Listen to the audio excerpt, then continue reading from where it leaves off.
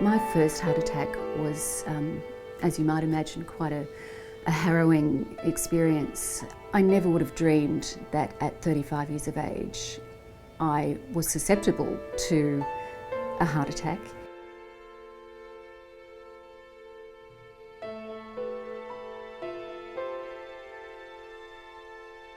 I was getting dreadful angina, particularly on walking, and I'd walk my young son, he was 7 at the time. I'd walk him to school and just about pass out when I got to school. And I thought, I'm unfit, I've got to get fitter. So I worked harder to get my fitness level up. Having any idea that those pains that I was getting and the breathlessness and the dizziness and so on was me teetering on the edge of disaster, possibly.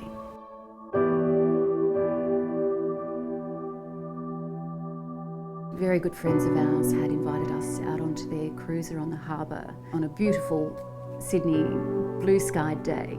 Very much looking forward to the day. We got on board, and as our trip progressed, I started to feel quite ill, and I put that down to actually being a bit motion sick or seasickness. We went to one of the restaurants at Darling Harbour, and I was at a point there where I couldn't eat. I felt horribly, horribly sick. And still putting it down to being motion sick. We then got back on board the boat, went touring around the harbour ways a little bit more. And it was then that I started to get pain in the chest, a tightness in the chest. That pain went up the left side of my neck. It was grabbing around my jaw and down into the back as well.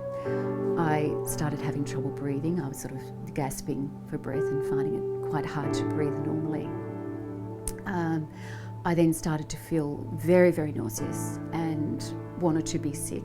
When it was that crushing feeling, like you're feeling the most incredible weight just crushing you, that I actually made the realisation that this is a heart attack. We've got to do something quickly. Every heart attack can be different. Not everyone feels that, but that's how it was for me. By the time that I'd got to hospital, I had passed out, and I remember my very last thought being, this is it, I'm gone. And that was an incredibly scary feeling.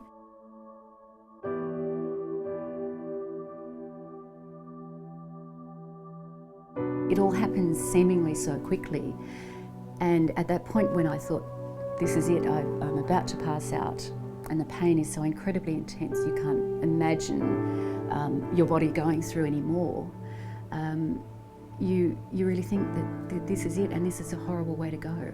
I haven't had a chance to say goodbye to anyone or do the things that I wanted to do or be with my child.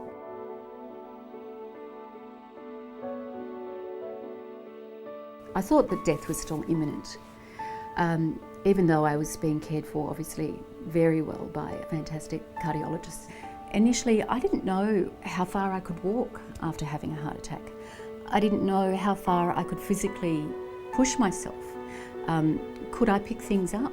Could I do housework? Could I work again?